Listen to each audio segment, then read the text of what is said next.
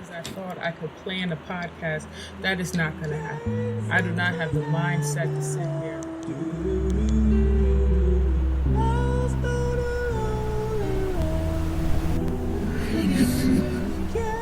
Chop up block for block how I'm going to tell you about weight loss and weight gain.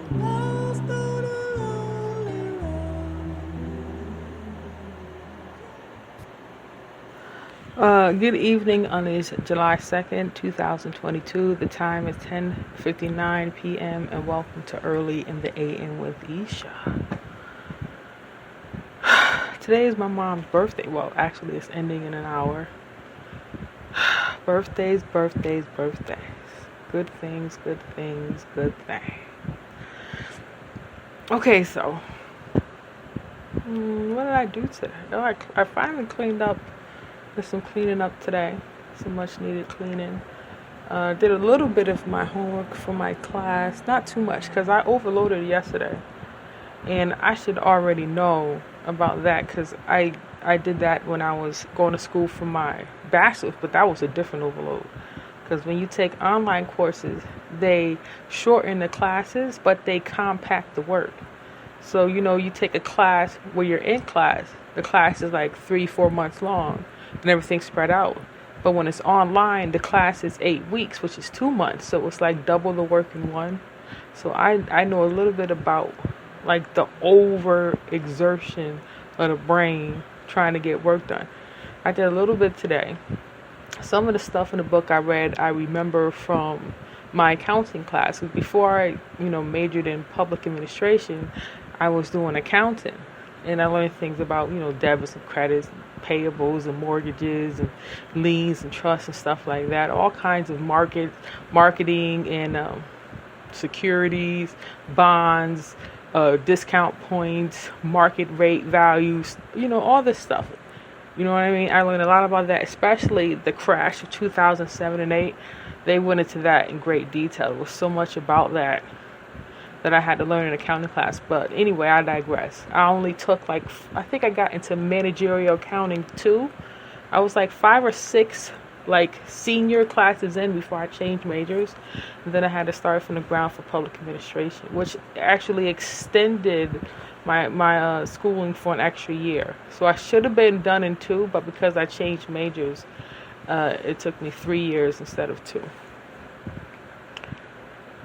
But so I got that done, and I have a lot more reading and studying to do, but I have till Wednesday to do it. So I'm going to get a lot in tomorrow. And then on Tuesday, I'm going to overload a little bit. So Tuesday is going to be another overload day. And then tomorrow, I'm going to get some more reading done. But I should be ready to take all my quizzes on Wednesday. I have 3 quizzes due. Each quiz, I think, is about 20 to 25 questions, multiple choice. So that'll take me a good, say, about 2 hours to do all 3, safely. Not just jumping on head foot first. That sounds crazy. Jumping in head first. And then, cracking my head unnecessarily. Just take your time. Each quiz takes about maybe 40 minutes for each. So yeah, that'll probably take me a little around 2 hours. So I should be good to go. And plus each quiz you get 3 attempts. So if you fail the first one, you got 2 more attempts to get a 75 and over. So, it's all good. And I'm thinking about another thing I was thinking about, because I love my room, but there's some gaps here for improvement. And I'm such a big fan of old French art, 50s French and Paris theme work. So I'm going to throw some of that in here. Now, I'm not going to overload my room, but it's definitely going to be hints of it around. So I'm definitely going to do that a little in the future. But yeah, besides, that the normal stuff that I go through every day and everything else, just the topics that really concern me and the things that, really make sense to me. And one of them is for ethics. I probably was talking about this a little bit. I haven't gone back and listened to the episode to remember. But I'm trying to find biblical. Yeah, I did speak on this in the podcast. I don't know if I published it though. but applying biblical scripture to professional ethics. It's a great way. The thing is, if your morals are already in line, if you already have a truth about yourself and a direction for your life, not just a place where you say, this is where I want to be, so you have a place to direct your bullshit, not the bullshit directives. I'm talking about when you've done the physical change and it shows in your life, when you've actually been separated from your prior self, when your new life speaks for you and thinks for you, just like when you were like fucking up and your reputation spoke for you. People knew who you was before you got there. That's what this does. It speaks for you before you get there. It clears out the bad company before you even arrive. It's like what dish liquid does to water. When you drop dish liquid on top of water, it breaks the surface. And then you can see, like, if you have oil floating on water, you can take one drop of any type of dish liquid, like Dawn or something, and you can watch, as soon as it hits the surface, everything scatters in its own direction. And the energy you exude when you, not only when you invest yourself, when you allow others their input in the matter. You know what I mean? When you value it so much that you'll let others help you get to that point for you. It's like getting a personal trainer to help you. You know what I mean? You can only go so far, but with this person in your ear and chastising you and chewing you out and telling you you're worthless and you got a little bit more in you, you get 4 times further than you think you could. Just on that energy, plus the energy you're giving from yourself. And my freaking foot is itching. So, besides that, and getting further and deeper into that, I think ethics is not just something you prescribe to yourself. It has to be in you to do it. I mean, I'm sure there's people who are natural athletes at professionalism. There's some people, they got to go through the ringer a little bit. They got to get, re-ironed, washed, dry cleaned, and then, they have, they can become a decorated member in it. I think for me, I wasn't an athlete in it, but I think I've been through enough outside of that ethic, outside of that code, in a different sect of life. I've been through some very dark things, some very deep things, and it brings out a meekness and a fear in me, a natural fear that I have in public. It's not that I don't know or I'm scared to be around people. It's just the nerve has been so pummeled and tenderized. It's this natural reaction. The first thing it does, it hides and wants protection. It can't take it can't take any more chastisement. It knows better. And in the knowing better, it has a natural fear to not want to get in trouble again. It decides for itself blindly. It runs in the other. It does it blindly. It doesn't have to think twice about it. It's so taxing on your youth. It's taxing on your old age too, but it taxes youth so much because there's so much in youth that's healthy, but there's so much in youth that is so detrimental to your adulthood and to your seniorhood. It's like the two grow apart. Adulthood and youth grow apart like things repel.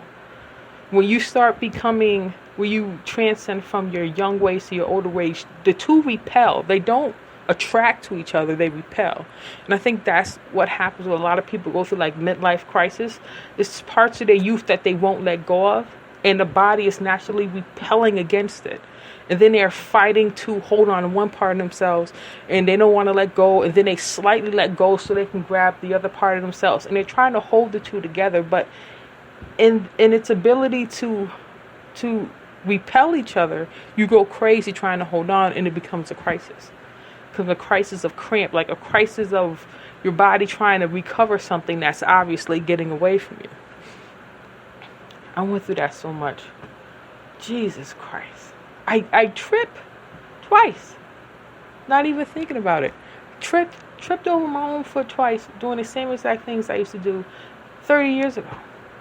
13-year-old feelings of, oh my God. Speaking of 13, R. Kelly got 30 years in prison. 30, literally, he's like in his 50s now. Like, it feels like this man might die in prison. I'm not saying because he might live forever. It's, it's a known fact that people who raise hell all their lives live the longest. Not necessarily over good and great people, but most of the time they do. But 30 years? I woke up like 2 weeks ago. I don't know if I did a podcast then, but I woke up 2 weeks ago and his songs were on my mind. Like how they used to be when I was a teenager. Like, I was born in 79. So it's like, I grew up in the era of R. Kelly. Like literally, he came on in the scene early 90s. And by the early 90s, I'm like 12, 13. So, you're in your feelings, you're in middle school, and love songs, they filtrated, and that's who was hot. It was the R. Kellys, it was the guys, it was Jodeci, Boyz II Men. Like, this is the vibe that's going through you in your teenage years. Some of his songs, though, I remember, especially from his first and second album, they were so potent. I used to cry when I heard them. Like, I couldn't take it. It dug too deep, too fast. And it felt so innocent and right. It was like, oh my God, I'm not pretty enough to hear this. I'm too fat. I don't have the right. Like, it was just judgment after judgment in a very innocent place. It was like a burst of like, I just couldn't take it. Every way I turned, I was getting judged in it. And I could just feel it riddling through my soul. It kept saying, you're not pretty enough, you're not strong enough, you're not beautiful enough, you're too fat, you're not this, you're not thin, you don't have big... Like, everything about me, it felt like it was judging me to a specific stature. Like, it was telling me I had to be somebody else to enjoy this. And a lot of times, like, I would want to sing it, I would want to enjoy it, but I found myself so shut down, so hidden in the corner, like, and my soul was on fire, and I just couldn't take it, and I used to just listen to it. And I used to just let it, like, burn through me and flow through me. It used to drive me crazy. The only other song that used to do that to me, I want to say, For the Love of You. And I don't know if that's from the Isley Brothers, or if it's from, oh my goodness, Al Green. I'm thinking it's the Isley Brothers, the song called For the Love of You. And for the life of me, when I was a kid, like literally, I think between the ages of 6 and 9, every time I heard that song, I cried. Like, as soon as it hit my ears, it felt like something was stabbing me in my soul. Like, it was so strong. Like, I would literally just sit and tears would roll down my face because I couldn't understand why it was so potent. Like, why was it, like, felt like it was ripping my little soul apart. Same thing with R. Kelly. I was like especially his songs like Honey Love and Dedicated, Vibe, Summer Bunnies, Your Body's Calling Me. Like, I could not listen to that. I swear to God, I would run and hide in a safe corner of my mind till it was over. It was terrible. It's Jodeci, Fiendin' and Freakin', and Boyz II Men, I'll Make Love to You, and I can't. End of the Road, I can't do it. To this day, those songs still like rip me a new one. But R. Kelly being in jail for the rest of his life, it's so crazy because like, imagine having to sit down and think on your actions for that long. Like me, I think I have the type of mentality where when I do fuck up about certain things or I do mess up, I do sit and dwell on it. I sit and I dwell on it. I don't act like, my mistakes are just all of my mistakes are forgivable. I go to God first and I ask for, absolution or some type of forgiveness, and I function. But I never truly forgive myself. It never really comes to a completion. And I'm still dealing with that today. And I think because of that type of mentality and disposition I have, I was learning a lot of life lessons on the side of life. Like right on the side, I learned so much new shit.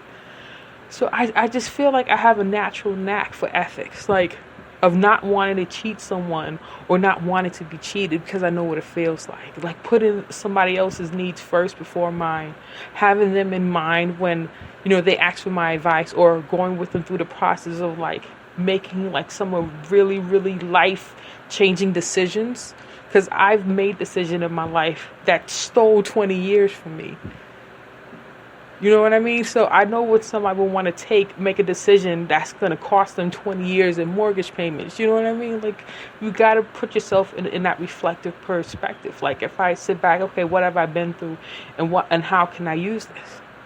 Well, you can be an entrepreneur, you can use it this way. Or you can be a rapper and try to rap out on a stage, which it's the plastic for me. There's certain things where the life itself dies, and you have to be able to become artificial. And I think that's what's happening now in hip hop. But I digress from that because I talk about hip hop too much. But it's like, even like now, today, again with the Roe versus Wade and everything, and what's going on, and it's a crazy thing when we see how diverse our decisions are and the things that we rely on are. Because especially I watch TV and I observe people, especially when you watch reality shows or award shows or anything with music, or like and they go on stage. A lot of these entertainers, they go on stage and you see them, they come from all walks of life, but they all seem to thank the same kind of individual. They all have the same type of hero. They all the same type of matriarch, the same type of patriarch. This was my hero. Frank Sinatra was my hero, and Betty White, and Elizabeth Taylor, and Tina Turner. It's the same mold of woman. They come from the same era. So it's almost like when I see them thanking this person, I just see how one person molded these 50 to 100 different types of people. It comes from the same seed, but it's like 50 different variations of people. And I think that's what Roe Wade is. If you look at what it produces, it produced all these types of people. It might not have been directly, but it had its hand in it. It had its hand to a point where people were making predetermined decisions, not knowing that this may have been the cause, or this may have had its finger in producing the ripple effect at some point. Like, someone downstream may have made a ripple, and someone across on the other side may have hit the same ripple at the same time, and they met at some place.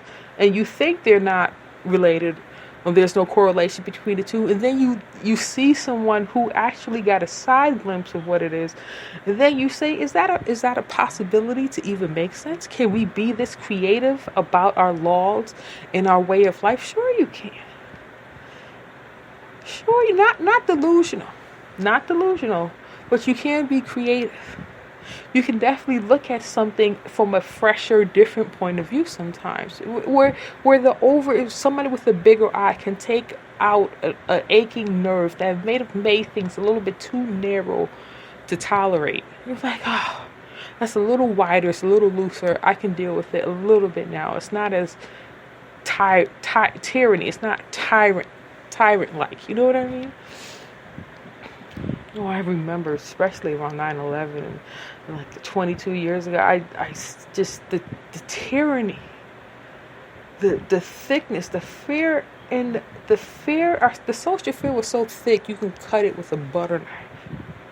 And how it's just not there anymore. And how when COVID came in, you could cut the air with a knife. And then all of a sudden it clears out and it's not there. I went into the store for the past couple of days. I've gone into grocery stores and Costco's, and the only people who had on masks were the employees who worked there.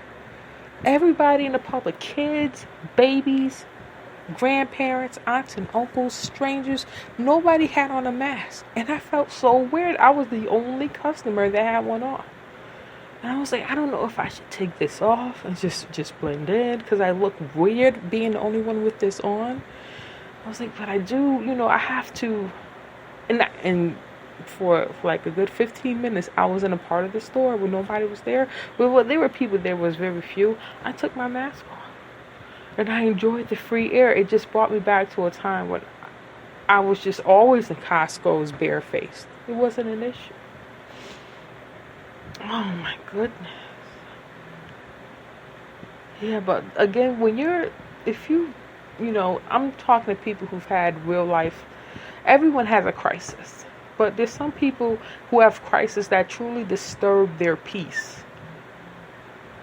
Like they can be in a fight, and when the fight is over and the peace is supposed to come up, the issue is sitting at peace within their peace, and then they're just disturbed all over again. And they really look to change their lives, really looking at, I kept looking at what I was directing my anger towards. And not just being, socially conscious and not diverting in anything that alters my mental state or my sexual state. And then I have to look at my financial state, because I'll beat up on money to relieve my problems. And not realizing that you creating all this credit card debt, you're beating up on yourself. So now I had to find a way to, I have to fix that too. My financial state has to be just as secure as my mental state unaltered and my sexual state unaltered. And I was like, okay, and what's next? I was like, okay, I gotta get into this entrepreneurial spirit. How do I do that?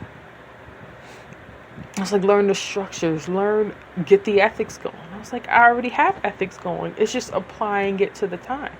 I'm naturally respectful when I'm in public. So natural respectfulness and that ability to recognize how law works in real estate will help me be a lot more professional, more discreet, discretionary, have decorum, the system of decorum going around, all that stuff. The whole nine, baby. Anyway, I'm going to talk myself to death. I know I'm going to talk to you to death too, but I love you. Love these conversations.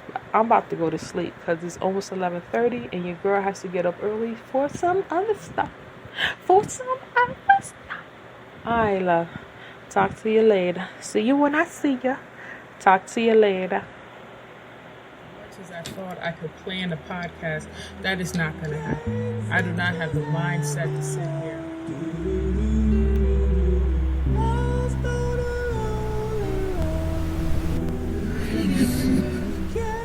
Chop up block how I'm going to tell you about weight loss and weight gain.